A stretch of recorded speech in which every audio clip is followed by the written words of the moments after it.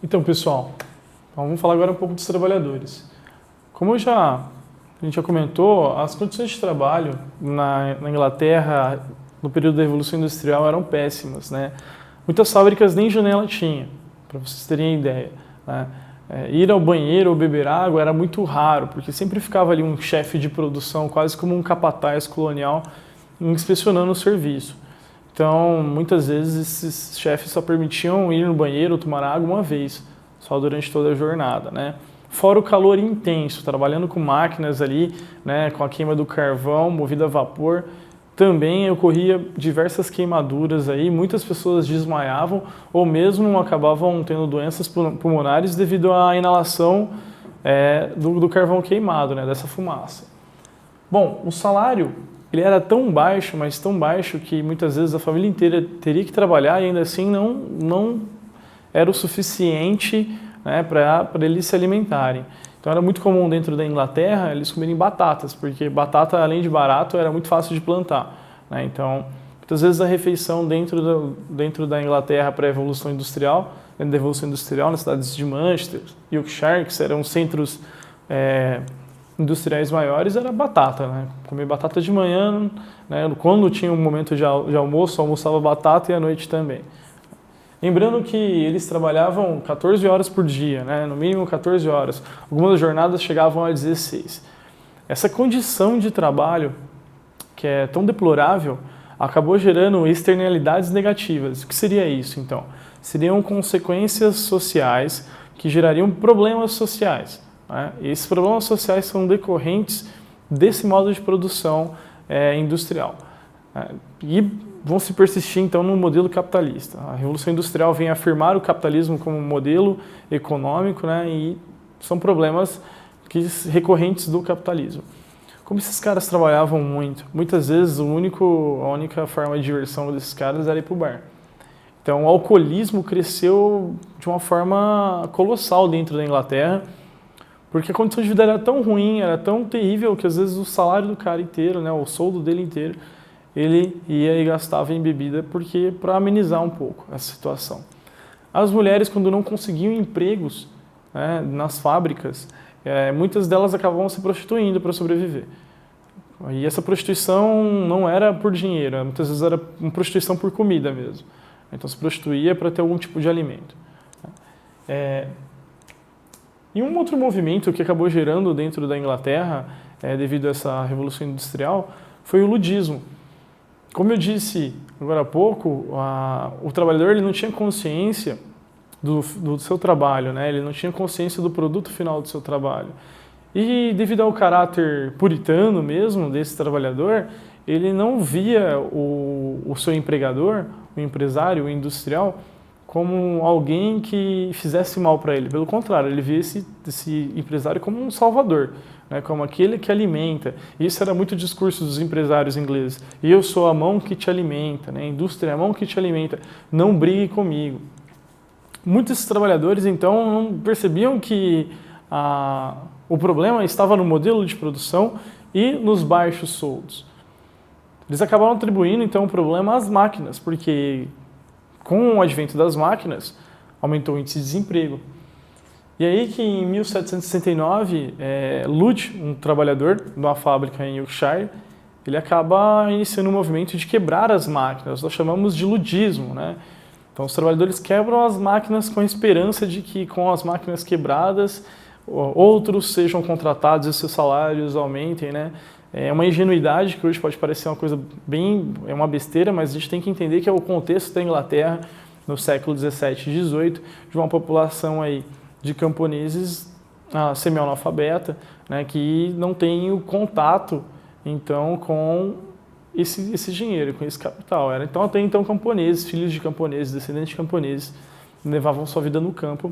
E essa mudança, né, para a cidade gera essas consequências, né? Também se indica-se como um dos problemas da Revolução Industrial, né, o aparecimento de estresse através da síndrome do pânico e propriamente a produção industrial, né, com a poluição, né, com o meio ambiente, a degradação do meio ambiente. Não existia nenhuma preocupação no século XVIII em despejar então os dejetos aí em um lugar apropriado. Não, era jogado no rio mesmo, jogado no mar, né, as cidades ficavam cinzas 3 horas da tarde devido à fumaça e a qualidade de vida lá embaixo. A qualidade de vida do trabalhador não existia qualidade de vida, vamos dizer assim, né?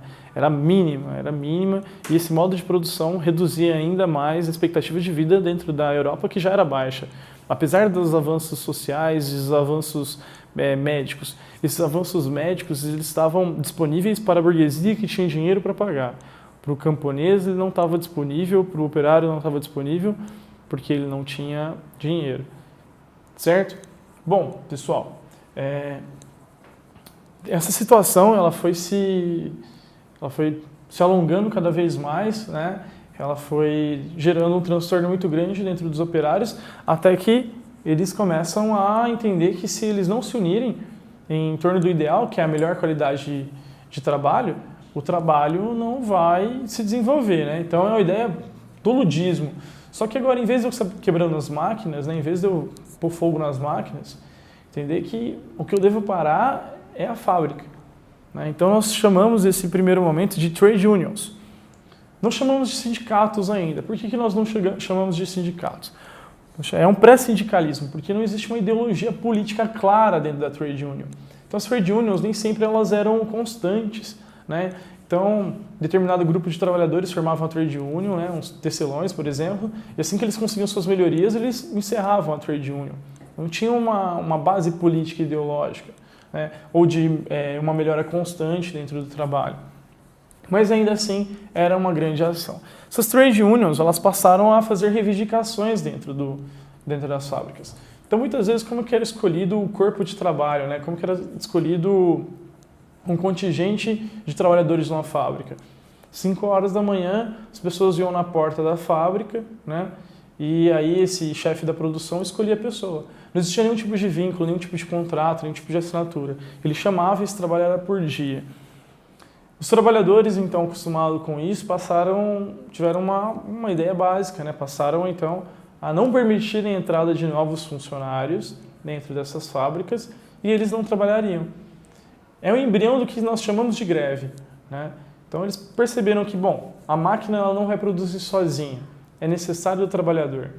Então, enquanto não melhorar a condição, a gente não trabalha, a gente não vai atuar nas máquinas e não vamos deixar ninguém trabalhar. É a greve. A greve ela foi demonizada pela igreja, pelo empresariado, que chamava os trabalhadores de vagabundos, de ingratos, porque a mão que alimenta eles, né, estava sofrendo. Mas a greve, até hoje, ela é o grande instrumento de reivindicação dentro desse modelo capitalista, né? Então, o que pode fazer o modelo capitalista, então, nosso aí, ceder algumas exigências do trabalhador, ou dos trabalhadores ou de outras áreas? É através da greve. O instrumento da greve ele é garantido pela Constituição brasileira, né? Bom, dentro dessas trade unions, os desempregados, né, aqueles que não tinham emprego, passaram a ser assistidos. Então tinha uma população aí de operários desempregados, e essas trade unions eles se juntavam para comprar comida para esse desempregado, perdão, para comprar comida, comprar roupa, ajudar com algum auxílio em saúde, alguma coisa do tipo. Também uma ideia que foi depois de ser aprimorada dentro dos sindicatos, né? Isso gerou uma grande mobilização e uma consciência de que se é trabalhador. Isso também é um fator importante dentro da Revolução Industrial, porque a consciência de ser um operário, de ser um trabalhador, fazer que ocorra cada vez mais lutas e que essas lutas gerem conquistas sociais para a Inglaterra. A Inglaterra ela é pioneira na primeira Revolução Industrial e ela vai ser uma das principais potências na segunda Revolução Industrial, e ainda hoje com uma consciência de trabalho muito grande. O trabalhador inglês tem muita consciência do seu papel dentro da sociedade. Pessoal, para finalizar, essa Revolução Industrial ela vai chegar de forma tardia em alguns países da Europa, né? Ela vai chegar tardia na França, na Alemanha e na Itália, que até então eram os principais países dentro da Europa. A Espanha, gente, devido ao metalismo praticado no século XVI e XVII e ao ímpeto de achar que esse metalismo, esse metal nunca iria acabar, né, acabou não investindo então seu dinheiro em a produção de máquinas, né? Acontece que no século XVIII e XIX, com a Revolução Industrial, a Espanha acaba perdendo, né, o papel de protagonista dentro da Europa. A mesma coisa com Portugal, né, que manteve seu sistema colonial durante muito tempo dentro da própria economia portuguesa. A França, a Revolução Industrial, ela só vai ocorrer após a Revolução Francesa. A França, durante a Revolução Francesa, uma grande bagunça, né, uma disputa entre poder entre nobres e burgueses e a população, depois os nobres saem do poder, a disputa entre a alta burguesia e a baixa burguesia, né, que se revezam no poder aí durante um longo tempo. Depois nós temos o período napoleônico. Só com o período napoleônico que de fato inicia a Revolução Francesa no caráter industrial. A Alemanha, que não era Alemanha até o século XIX, nós tínhamos estados germânicos. Só quando a Alemanha se torna de fato um país é que a Revolução Industrial ganha corpo dentro da Alemanha. Nós tínhamos estados industrializados, né, dentro da Alemanha, Leipzig e tudo mais, mas só assim ela toma corpo. E a mesma coisa com a Itália. A gente tinha o norte da Itália industrializado, mas o sul da Itália não era industrializado devido a essa falta de centralização política. Por isso que só posteriormente é que essa revolução vai atingir então a Itália e a Alemanha.